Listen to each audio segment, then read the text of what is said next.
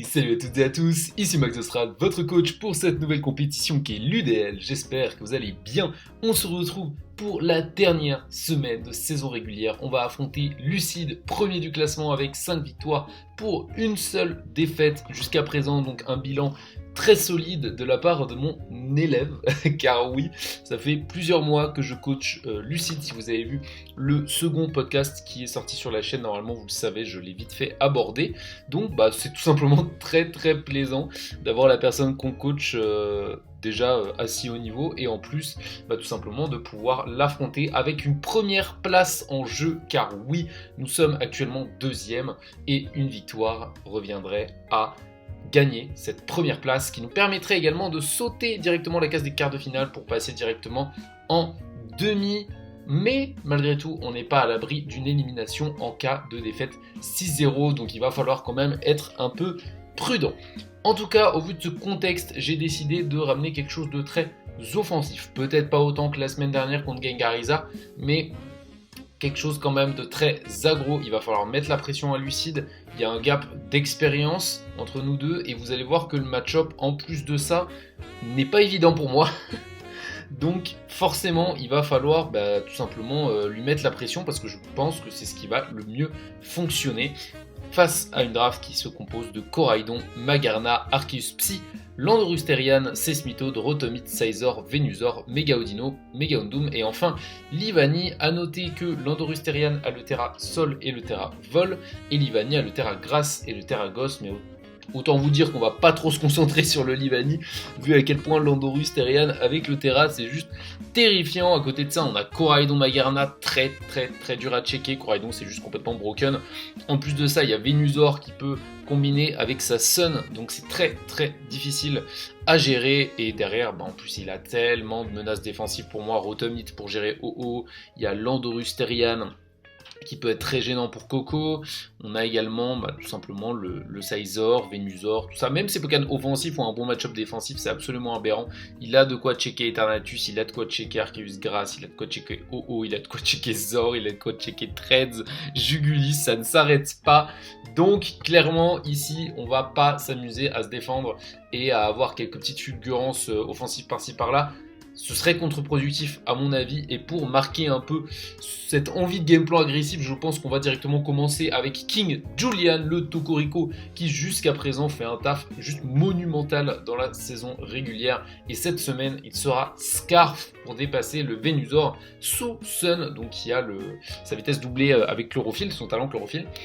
Brave Bird, donc évidemment vous comprenez pourquoi, le Venusaur, l'objectif c'est de lui mettre un maximum de dégâts, c'est pour ça qu'on est full attaque. On couple ça avec U-Turn pour couvrir le switch-in des Météorostés.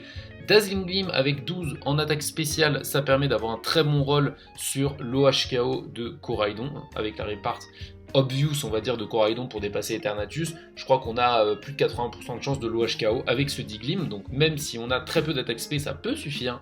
Et enfin White Charge évidemment pour toucher tout le reste. Je joue majoritairement physique tout simplement pour essayer de contourner un peu un Magarna qui serait veste de combat ou tout simplement qui serait plénitude. Le reste évidemment en speed c'est pour dépasser comme je l'ai dit le Venusaur, et ça dépasse également un petit Koraidon tout simplement s'il n'y a pas de scale shot ou de mouchoir choix, tout simplement ça va dépasser et ça va OS. Alors avec un peu de chance il va se laisser surprendre, je ne pense pas que ça marchera, mais vous allez voir il y a tout un game plan derrière de toute façon, et on va directement enchaîner avec Newcomer, le Sizor Mega qui a été catastrophique la game dernière. Est-ce qu'il fera mieux cette semaine? Je l'espère. En tout cas je sors un set un peu particulier parce qu'il a SD et U-Turn. Vous allez comprendre pourquoi, j'en parle juste après de ce U-Turn. Mais d'abord, Sword Dance, Bullet Punch, Roost, et tout simplement, si vous regardez, en fait, ça empêche complètement Lucide de jouer passif. Parce que Démétéros, forcément, il aime pas trop quand j'empile les SD. Et derrière, Bullet Punch, mine de rien, hormis Rotom, ça fait du mal. Ça fait du mal à cette draft. Undum Mega et Sizor, je les vois pas forcément venir. D'ailleurs, c'est vrai que j'en ai pas parlé, mais au niveau de la composition, je pense qu'on aura ces 3 Uber, on aura forcément Lando, forcément Rotom, et en dernier, je vois bien un petit Venusaur.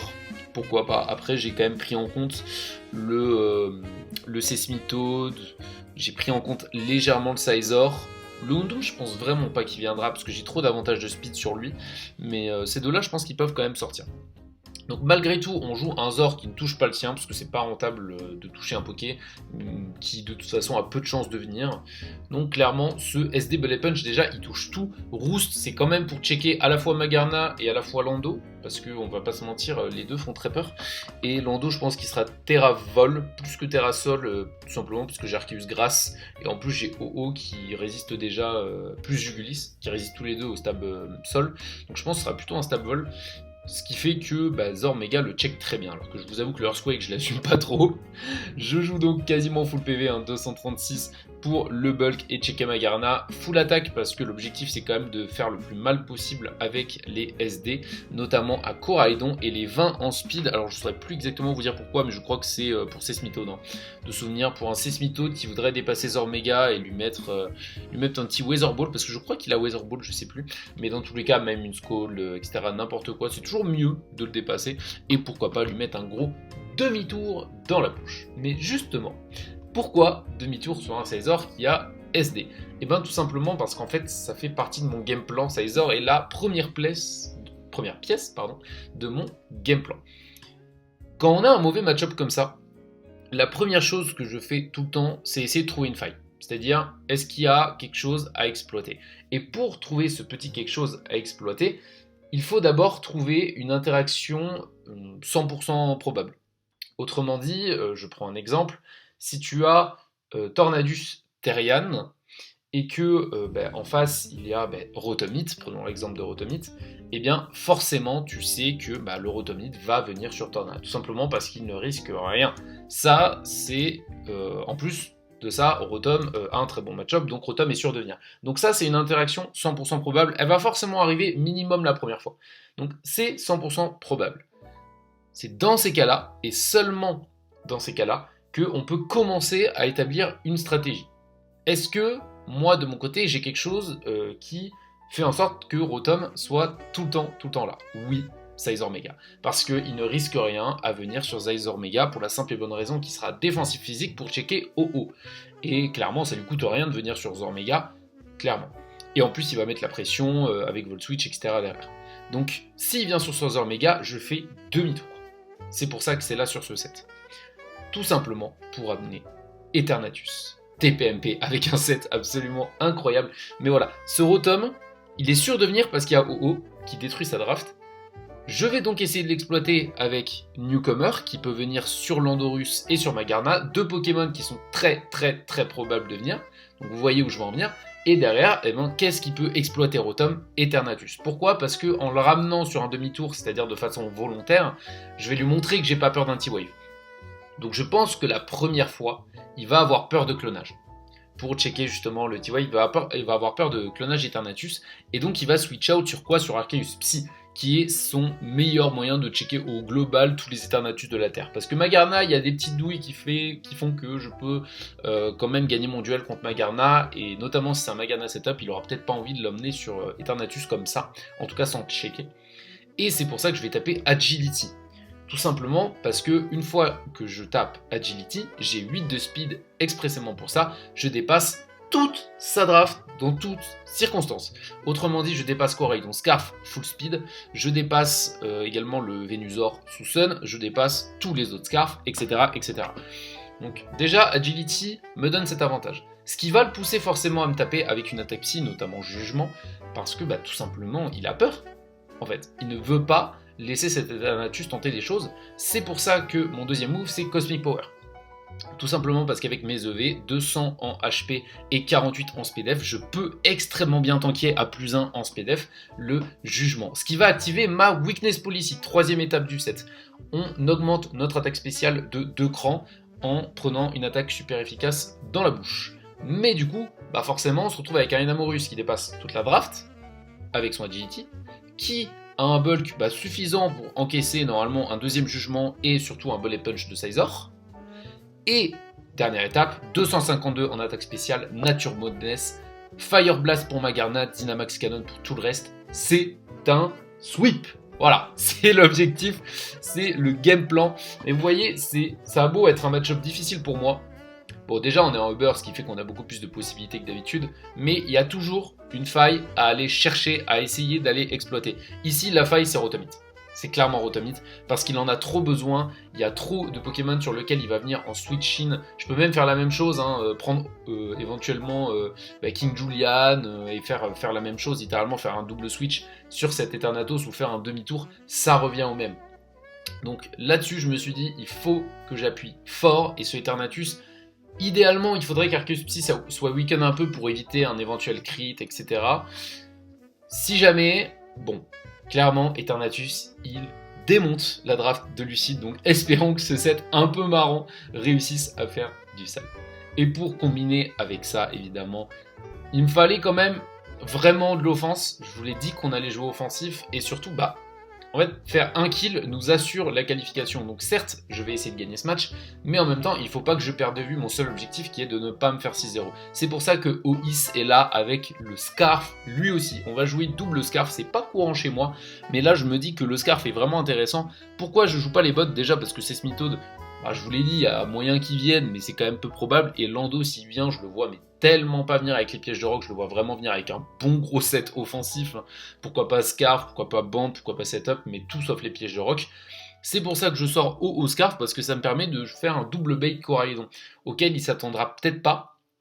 Parce que tout simplement, si j'ai déjà King Julian qui est avéré Scarf, et l'objectif c'est peut-être de le reveal assez vite, et bien tout simplement OO va pouvoir le surprendre et va pouvoir complètement prendre à revers ce Coraidon, même chose pour un éventuel Arceus Psy, etc. Et en plus de ça, je peux exploiter la Sun très très bien avec Sacred Fire qui va faire de gros dégâts. Clairement, il a absolument pas de switch-in en fait à Sacred Fire. Son seul switch-in c'est Coraidon, mais qui peut se faire burn, donc c'est un peu compliqué. Derrière, on a le Brave Bird quand même pour venir taper évidemment Landorus, Smitoad, etc.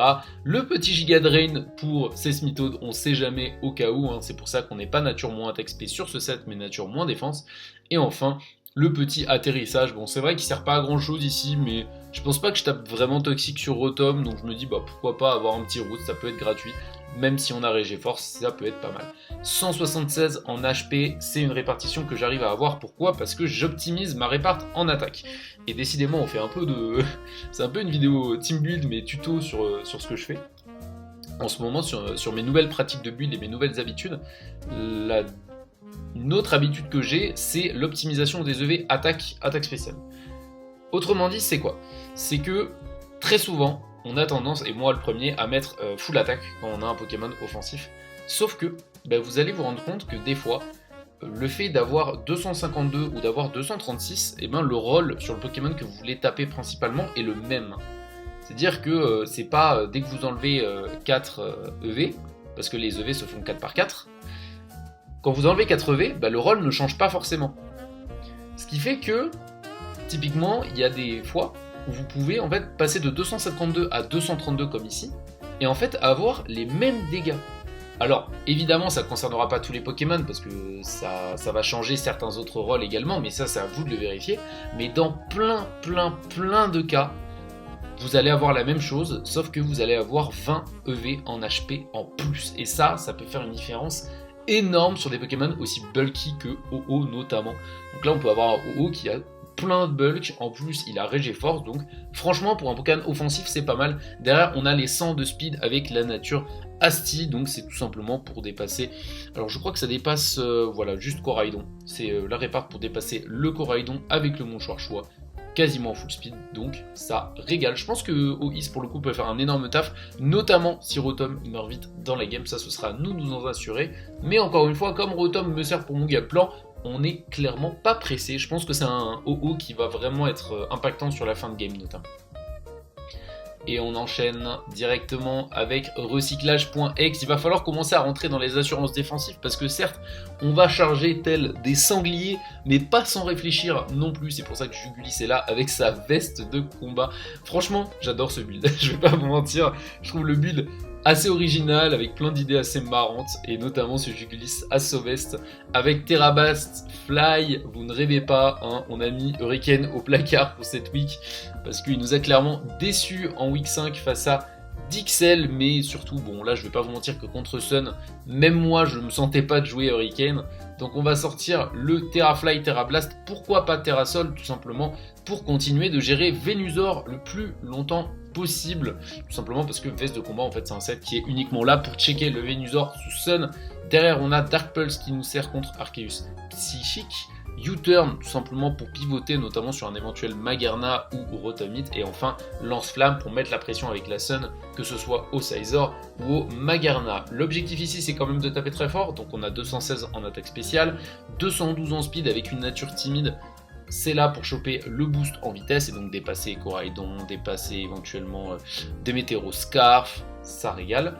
Et enfin les 80 EV en speed pour avoir un maximum de bulk. On n'oublie pas toujours, ça peut rien de le répéter, les PV impairs au cas où on se mange les pièges de roc. Il est temps d'introduire notre dernier Pokémon parce que certes il a peu de chances de ramener les rocs, mais il faut se prep à tout le temps. En Draft League, il n'y a pas le choix, surtout quand on a un Pokémon qui s'appelle OO et un Pokémon sauvage qui s'appelle Jugulis.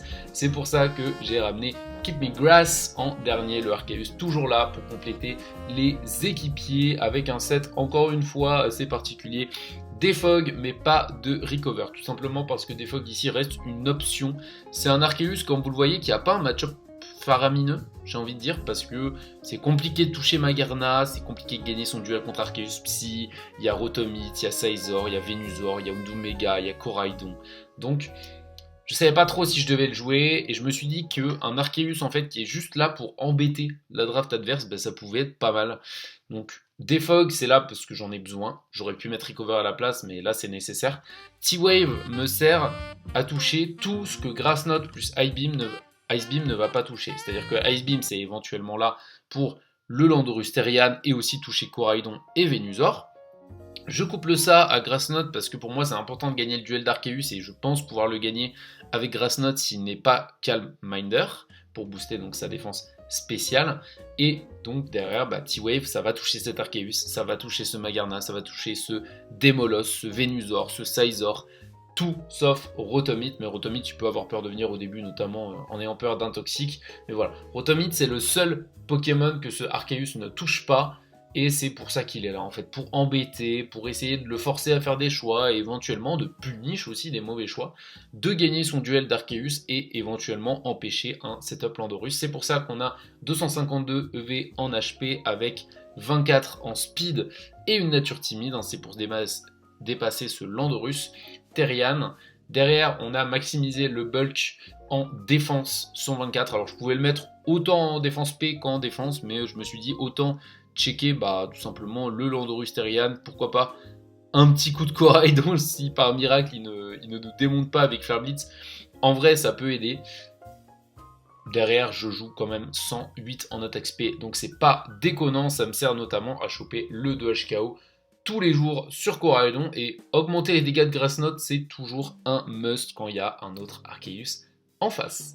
Voilà pour ce team building, je pense avoir globalement tout expliqué le game plan. On est avant tout là pour bourrer, c'est pas pour rien que on a double Scarf plus Wing Condition Eternatus.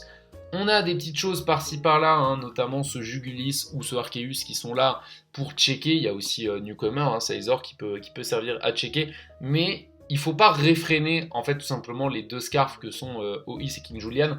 Parce que le momentum, il y en a dans cette équipe et on va essayer d'en abuser. Donc il ne faut pas freiner des fois. Il faut accepter de se dire on va y aller, on va se lancer